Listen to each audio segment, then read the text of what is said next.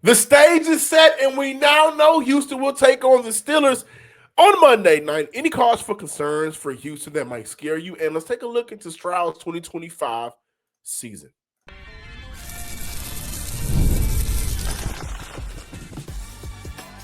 You are Locked On Texans, your daily podcast on the Houston Texans. Part of the Locked On Podcast Network, your team every day. Battle Red Nation, from H-Town to your town. Today's episode and every episode of the Locked On Texans podcast is for Texan fans all around. Fun show for you guys on this Tuesday. We're going to look at what would a dub on the road mean. Houston ain't never went to their first round of the playoffs on the road. It's always been at home. The home crowd has always impacted the game and been electric. They don't get it this time. So what would their first potential road dub in the playoffs mean? And to get a dub, they got to play the Steelers.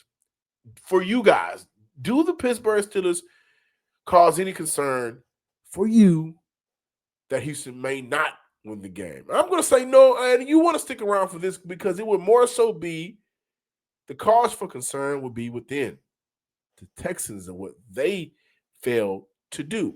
Also, just did Houston do a good job of setting up Stroud for the future, for his future, and also grading this season from CJ Stroud? So we're going to talk about that on today's show. Shout out to my everydayers from the Himalayas for making the Locked On Texans podcast your first listen of the day. I really appreciate you guys making the Locked On Podcast Network a part of your daily spins, and for making the Locked On Network the #1 sports podcast network in the nation. And it's going to be a fun show, so let's kick right off into it. Do we feel like this season was good for CJ Stroud in the long run? Do we? And let's also grade CJ Stroud. So in the comment section or on social media, ask some sports guy on Instagram, John_Hickman12 on Twitter. You guys let me know how would you grade CJ Stroud. But I'm going to hover between a C+ and a B-, and I think that there are a few things to consider. The interceptions were down from a year prior. The sacks taken and created were down from a year prior, and I'm definitely going to give CJ Stroud some credit in that area of his game, especially returning from that concussion. He did a much better job of not creating or taking sacks, and so I appreciate him for that. Also, career high incompletion percentage, career high best QBR, career best turnover-worthy play, sitting at 13 at the end of the regular season. He has visibly done a better job at being intentional and not putting the ball in harm's way, on top of improving attacking man defenses in 2025 and going through his progressions. And I think of all things, when we look at Nick Caley coming over here to Houston in his first year, and also what I think Stroud started to build on under Bobby Slowick in 2024, just making sure he's going through his progressions effectively throughout the game. But a large part of this year for Stroud was just managing. Like, he had to manage a new system and scheme. He had to manage the struggles of others, including an offensive line combination that we saw between the first, 7 weeks of the season. We saw this left guard, that right tackle, this right guard. We saw so many different combinations on the inside, and a lot of that pressure that Stroud was getting on the inside, in the beginning of the year, was from the inside. So he had to manage that. Okay. He also had to manage an inconsistent backfield for a team that wants to run the ball and is better offensively when they do. Like, if we would have saw this season unfold with Joe Mixon and Woody Marks instead of Nick Chubb and being overtaken by Woody Marks by the time we got to the end of the year, I think the outcome will be different. And they have shown to prove they rush over 100 yards, they're averaging nearly 30 points a game. He's also had to manage not having a true established for 17 games wide receiver 2 in sight. Big Jaden Higgins fan. I think Jaden Higgins could be phenomenal for Houston as his career grows. But in 2025, the offense had an issue establishing him as their second option. And that's just a fact. Again, as I bring up Joe Mixon, how different would the offense look if Tank Dell was out there on the field? So he had to manage not having two of his trusted playmakers, whether it's handing the ball off at the running back position or trusting plays to Tank Dell in the middle of the field, on the outside of the field, wherever Tank Dell gets open. We know he can get open. That's what he does very well. He's also had to manage having to overcome plenty of big moments, big plays being called back due to penalties. So, due to several factors, including missed wide open throws, which I place solely on CJ Stroud, whether that was from misreading the defense or just an errant throw, lack of execution on his behalf due to bad mechanics, whatever you may call it, describing Stroud's season can be challenging. However, the word I was using to describe all of those other issues, when we consider all of these aspects together, it's clear that Stroud was, without a shadow of a doubt, a game manager this season. And I think that's okay. Why do I think this is okay? Well, first, it should be Houston's top priority to make sure he doesn't have another season where the run game struggles and the offense is banking on Christian Kirk snaps to be productive. We shouldn't see that no more in 2026 moving forward. And I think it's proven that if you elevate the playmakers around him, if you elevate the offense around him, you're going to get a better CJ Stroud. That's number one. Also, I think just from pure quarterback relationship, offensive coordinator, quarterback relationship standpoint, going into year two of Nick Caley and his offense, he'll have a better understanding and command of the offense. And where we have to remember to show grace, I think to both Caley and Stroud, is just because it's new for you, don't mean it's new for everybody else in the NFL. And what I'm saying is, this year was new for Nick Caley. This year was new for CJ Stroud. But that doesn't mean the expectations for Houston and the quarterback that nationally everybody fell in love with and they still are in love with drops off. The expectation for him to be productive is still there. And for a lot this year, moments he was not productive or as productive as we believe he can be. So I've said it once and I'll say it again. If Stroud reaches that next level in his career, and I'm going to compare him to a quarterback a lot of y'all may think stinks now, but boy, when he figured it out early in his career, he had a run of being a true top six quarterback, and that's Russell Wilson. From 2015 to 2020, he was that dude.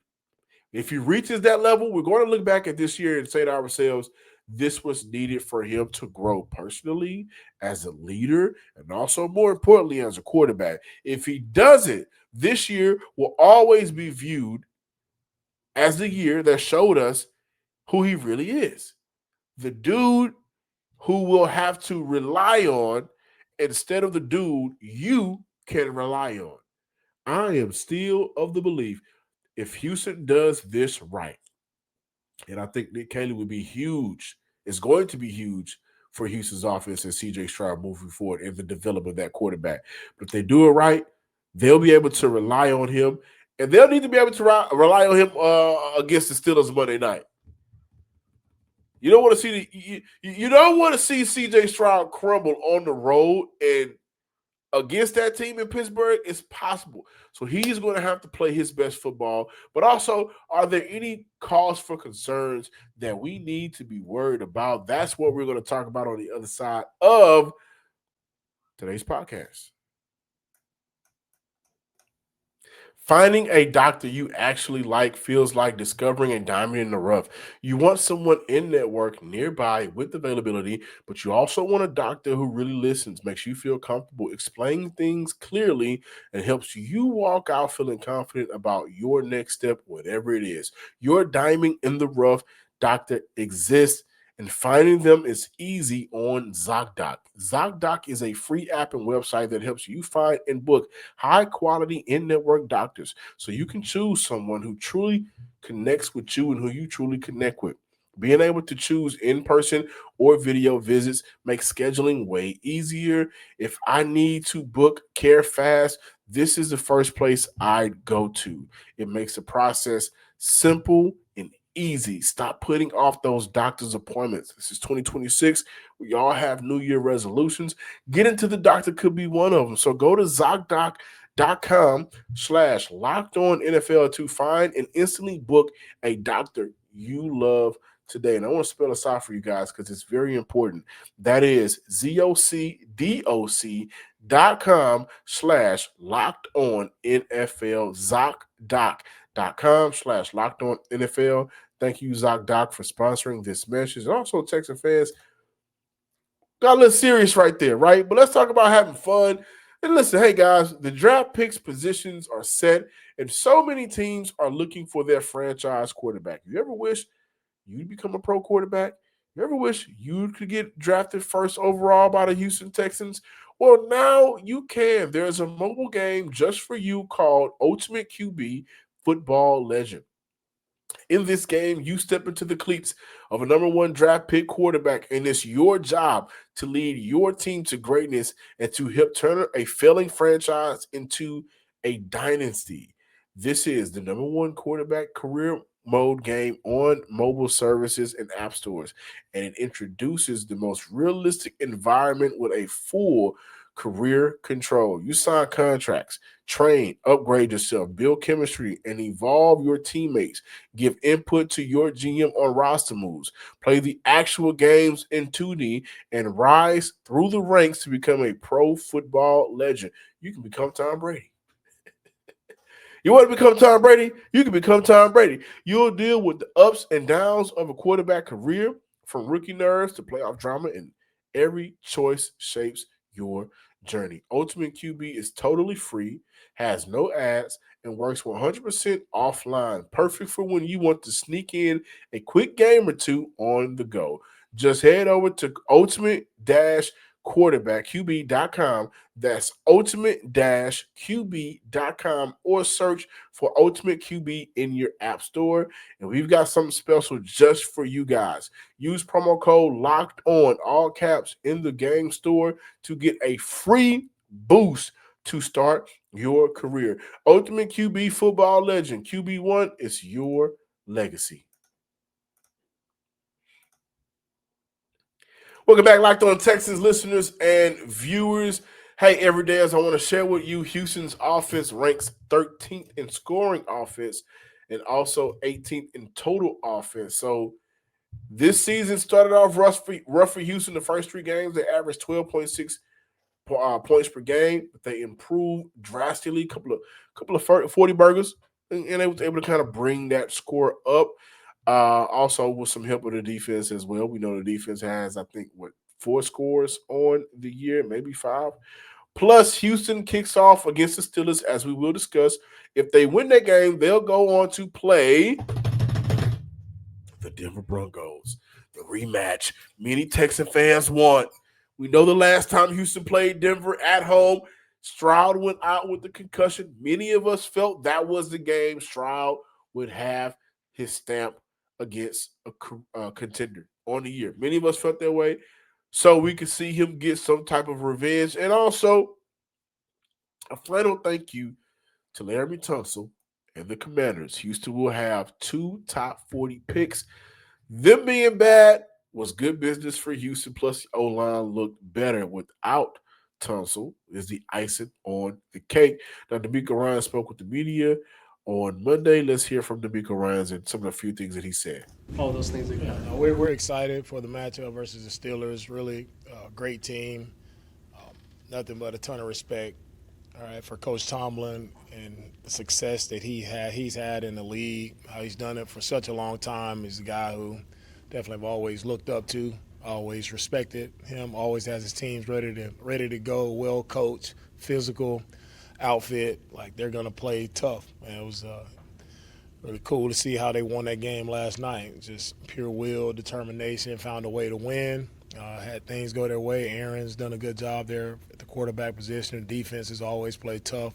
So we're excited about the opportunity. From our last game, is too many busts. All right, guys not being where they're supposed to be, doing what they're supposed to do. And when you bust plays and coverages, you give up big plays. Yeah, the biggest difference is those details and those fine, techniques that we talk about all the time. If you're not on it, you get exposed. You can end up in a pretty tough situation that's harder to climb out of. So We know these games they're going to be tight. They're going to be tough. Everybody's in the playoffs for a reason. Everybody's earned that opportunity to get into the playoffs. So for me, it's everybody just has to tighten up on what we're doing.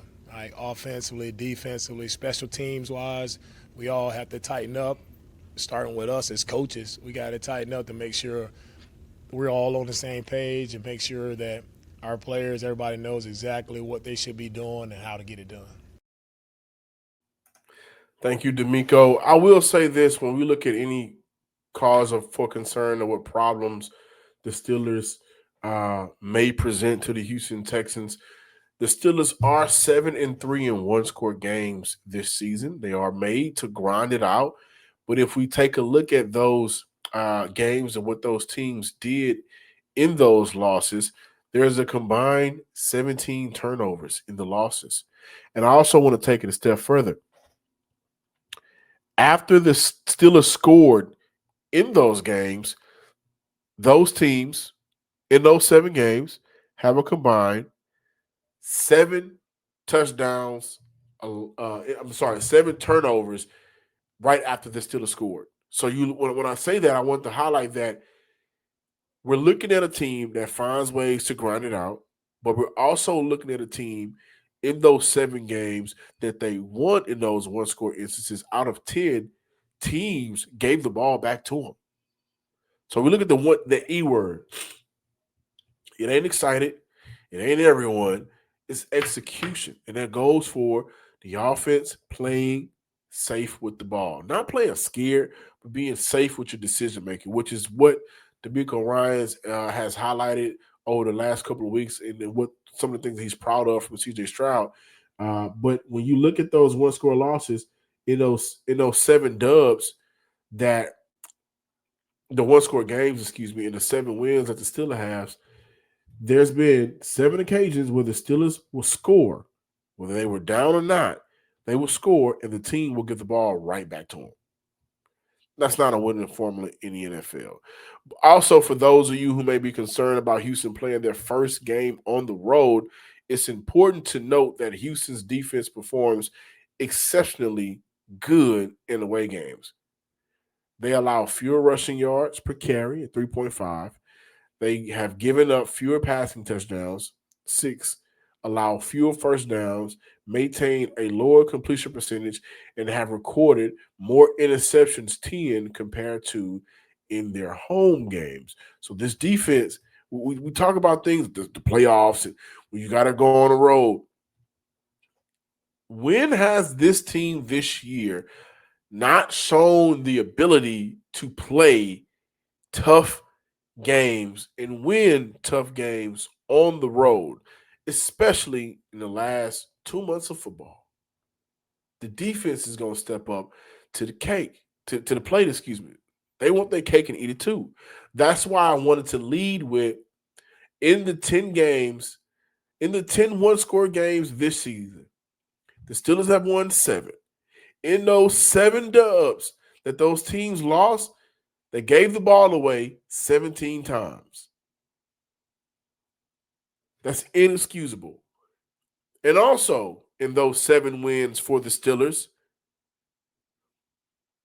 teams gave the ball right back to the Steelers after Pittsburgh scored. That's not the makeup and DNA of the Houston Texans in the last 2 months of football. So I don't think that's going to be the makeup and DNA of the Houston Texans going into the playoffs. And I'm also going to say this. When we look at some of the better quarterbacks Houston has faced this year, or just some of the better quarterbacks in the NFL altogether, Trevor Lawrence passer rating, 56 and 74. Sam Darnold's passing rating, 74. Josh Allen passer rating, 67. Patrick Mahomes passer rating, 20. Bo Nix passer rating, 69. Justin Herbert's passer rating, 85. They have held quarterbacks in check. And you guys, especially my everydayers, if you're new here, I'm going to say it one more time, but they've heard me say it before. There's only been one occasion this year that I can think of where I saw a running back truly take the game over. and that was James Cook.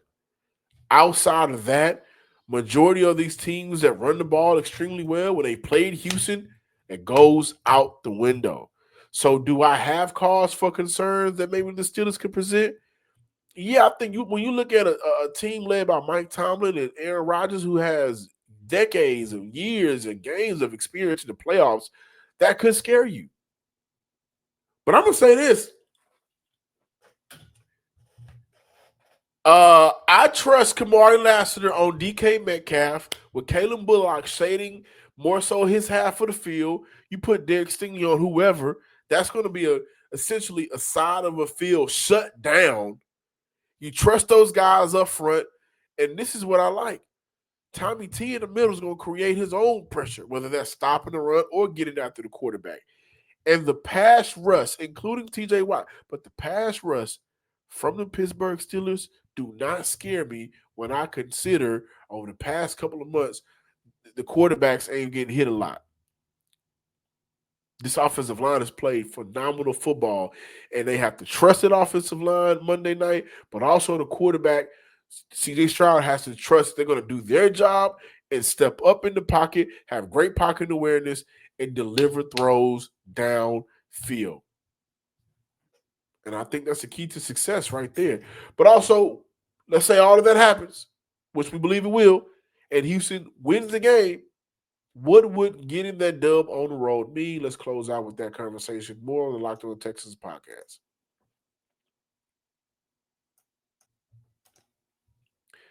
Fridays already feel different during basketball season, and FanDuel is making them even better. Every Friday night, before the game tips off, FanDuel gives fans a new way to kick off the weekend with NBA Happy Hour. NBA Happy Hour is your official pregame, a limited time window where special offers drop right inside the FanDuel app before the action starts. Fridays from 6 to 7:30 Eastern have become appointment viewing for NBA Happy Hour. Opening the FanDuel app during Happy Hour always brings something new, boosts, bonuses, and surprises.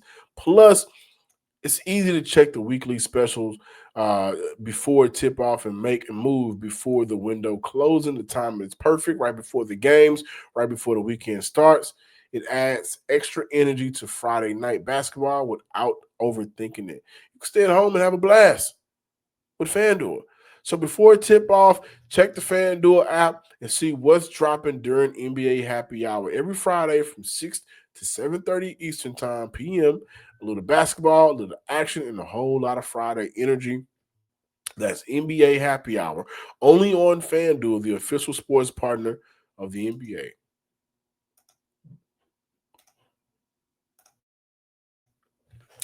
Texan fans, excuse me. We're going to close out this episode with what would a dub on the road mean?